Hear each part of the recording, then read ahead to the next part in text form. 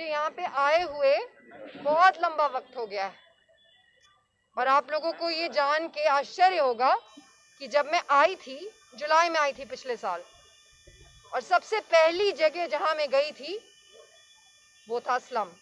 Madam के साथ ही गई थी। बहुत सारे लोग बहुत सारी चीजें पूछते हैं। यहाँ पे पूछने की एक परंपरा है, करने की परंपरा नहीं है। आज तक किसी ने भी आप लोगों के बारे में नहीं पूछा है, किसी ने भी नहीं। और मैं ये बात बहुत ही खुल के यहाँ पे कह देती हूँ, मैं आप लोगों के लिए ही यहाँ पे आई हूँ। मैं आप लोगों के लिए ही यहाँ पे आई हूँ। जिस तरीके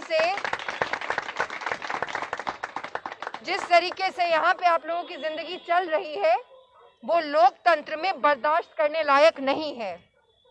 मैंने असली लोकतंत्र देखे हैं, पूरी दुनिया के असली लोकतंत्र देखे हैं। यहाँ पे सरकार के कानों पे जू तक नहीं रेंगता है। मैंने सब कुछ देखा है। पिछले 1 साल में आप लोग के साथ जो भी घटना घटी है, जो बुलडोजर लेके ये लोग बार बार आए हैं, बारिश में आप लोगों का घर जो इन्होंने तोड़ा था, मुझे सब याद है। वो जो बाढ़ आई वो भी मुझे याद है। बाढ़ की चर्चा हुई लेकिन उस बारिश में आप लोग रास्ते पे रहे, उसकी चर्चा किसी ने नहीं की। यही सच्चाई है ना।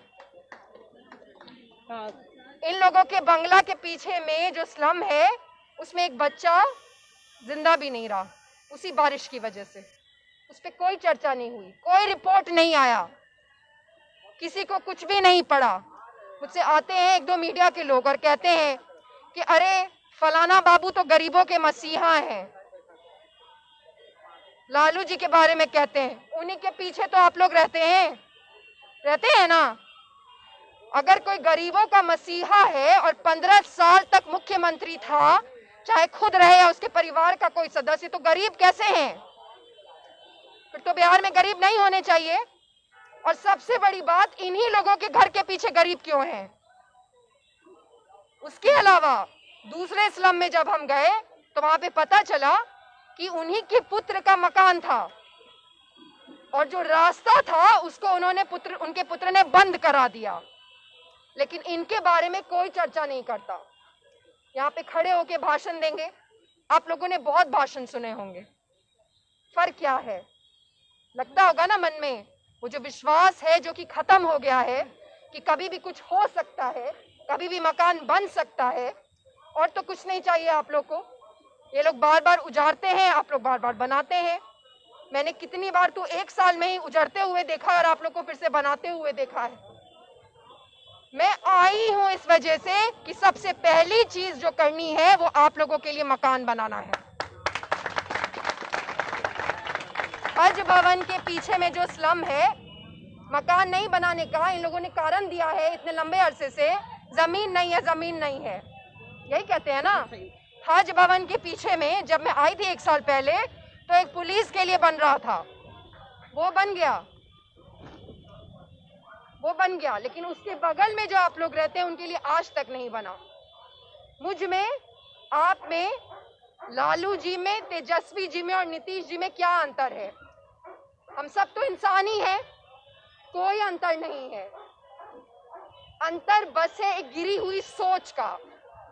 इस राज्य में जितने नेता हैं जो खुद को नेता कहते हैं, मैं उनको नकली नेता कहती हूँ, उन सब की सोच गिरी हुई है। और मैंने असली लोकतंत्र देखा है। अगर किसी असली लोकतंत्र में ऐसा होता कि 40-50 साल से लोग किसी के बंगलों के पीछे में रहते हैं और उस बंगलों में रहने वाले लोग हमारे ही टैक्स के पैसे पे रहते हैं, तो क्रांति हो गई रहती। वो क्रांति मैं करने आई हूं आप लोगों के लिए। और मुझे किसी से फर्क नहीं पड़ता, मुझे किसी से डर नहीं लगता। ये लोग सब एक ही तंत्र के हैं, सब, मीडिया भी। अगर ऐसा कहीं होता, ये किसका काम है पूछना? मीडिया का काम है। जो इन लोगों के लिए बैटिंग करते रहते हैं तो उनका काम है ना कि उनसे जाके पूछे कि साहब आप खुद को गरीबों का मसीहा कहते हैं, तो आपके घर के पीछे स्लम कैसे है? लेकिन कोई नहीं पूछता और कोई पूछेगा भी नहीं, क्योंकि सब एक ही हैं। और ये जो तमाशा यहाँ पे चल रहा है, मैं उसको खत्म करने आई हूँ।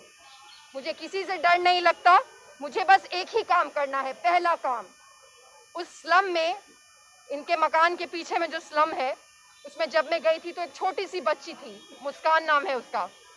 उसने मुझे बोला था कि उसको डॉक्टर बनना है, और उससे मैंने पूछा था कि वो जो उसके सामने में जो मंत्री जी का बंगला था, पूछा था कि आपको उसमें जाना है, तो उसने कहा था हाँ, मुझे वही करना है।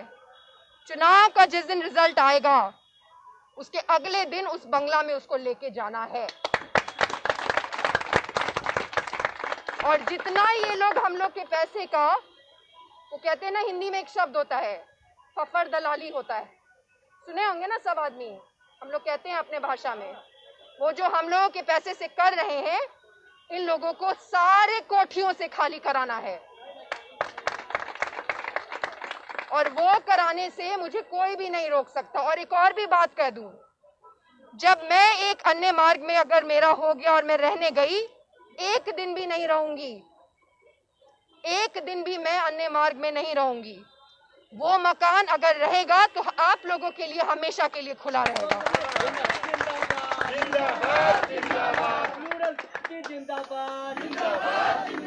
और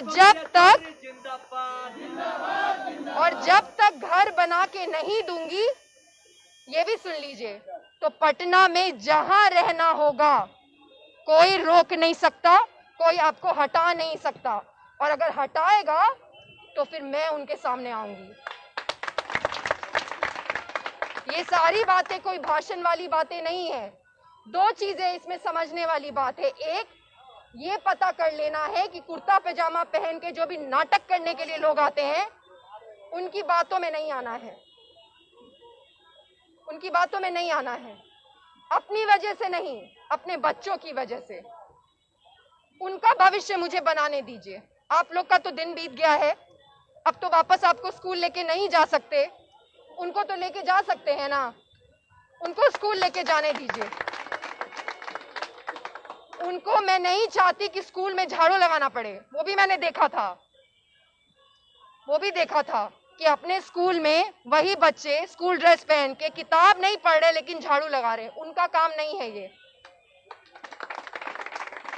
और ये सब अब मैं नहीं चलने दूंगी।